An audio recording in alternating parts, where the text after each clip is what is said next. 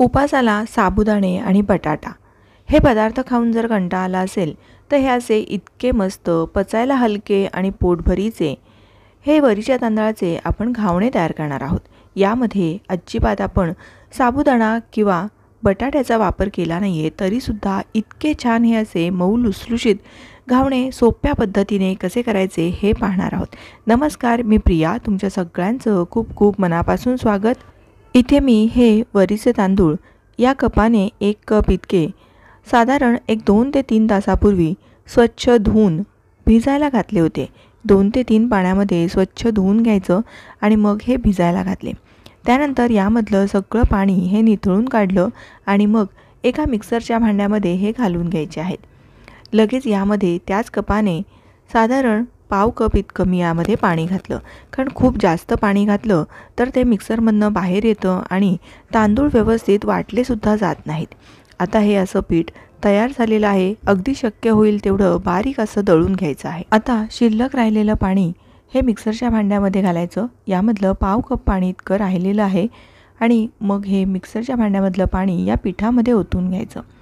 हे पीठ आता मला अगदी बरोबर वाटत आहे, त्यामुळे हे बघा पाव कप इतकं पाणी आपलं शिल्लक राहिलेलं आहे।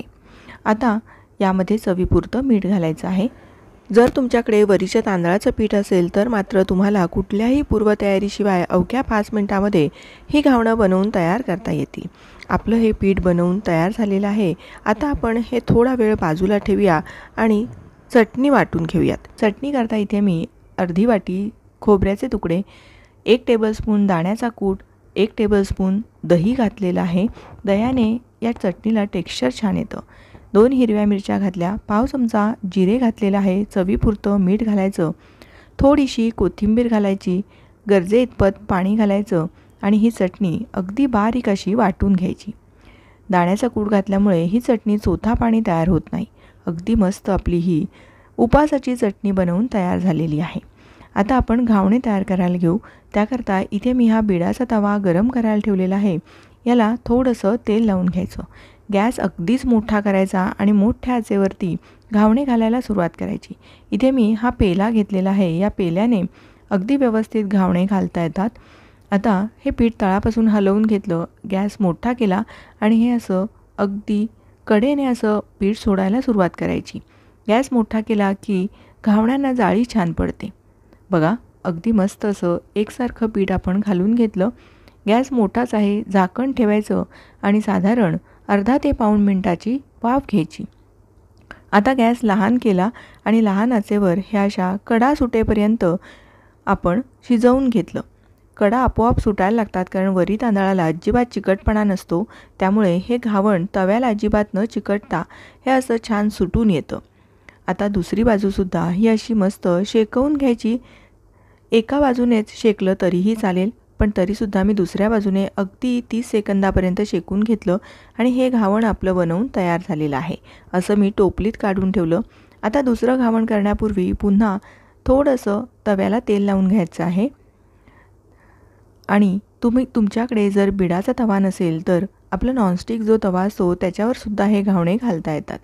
पुन्हा तळापासून पीठ हलवून घ्यायचं, कारण वरीचं पीठ आहे हे तळाशी बसलं जातं, त्यामुळे तळापासून हलवून घ्यायचं आणि मग हे घावण घालताना नेहमी असं कडेने घालायला सुरुवात करायची आणि मग मध्यभागी घालायचं, कारण मध्यभागी तवा फार गरम असतो, म्हणून कडेने घावण घालायला सुरुवात करायची। पुन्हा झाकण ठेवायचं आणि साधारण अर्धा ते पाऊण मिनिटाची वाफ घेतली। गॅस लहान केला। प्रत्येक वेळी घावण घालताना मोठ्या आचेवर घावण घालायचं आणि मग नंतर गॅस लहान करायचा आहे। मोठ्या आचेवर छान अशी या घावणांना जाळी पडते। हे आपलं दुसरं घावणसुद्धा इतकं मस्त जाळीदार बनवून तयार झालं आहे। हे सुद्धा आपण दुसरी बाजू व्यवस्थित शेकली गेली की मग काढून घेऊ। हे अगदी मस्त पोटभरीचे, पोटाला पचायला हलके असे हे जाळीदार घावणे तयार होतात। बरं, उपासाला हे असे घावणे खाऊन अजिबात त्राससुद्धा होत नाहीत। बरं, पोटभरीचं पण होतं, त्यामुळे नक्की तुम्ही या पद्धतीने हे असे घावणे करून पहा। मी बाकीचे सुद्धा सगळे घावणे याच पद्धतीने तयार करून घेणार आहे। साधारण आपले 5 ते 6 घावणे या प्रमाणामध्ये होतात। बघा, माझी बोटं दिसतात, इतके पातळ असे हे घावणे तयार झाले आहेत आणि पाहाल तर हे इतके मऊ लुसलुशीत तयार झालेत। यामध्ये आपण साबुदाणा घातला नाही आहे, बटाटा घातला नाही आहे, तरीसुद्धा हे असे इतके मऊ लुसलुशीत जाळीदार घावणे तुम्हीसुद्धा उपासाला नक्की करून पहा। रेसिपी थोडी जरी आवडली असेल तर प्लीज एक लाईक करा, तुमच्या मित्रमैत्रिणी नातेवाईकांपर्यंत जास्तीत जास्त शेअर करा। अशा छान छान रेसिपीज पाहण्यासाठी प्रियाज किचनला सबस्क्राईब करा व बाजूला असलेलं बेल आयकॉनसुद्धा प्रेस करा। पुन्हा लवकरच भेटूया अशाच एखाद्या छानशा रेसिपीसह। धन्यवाद।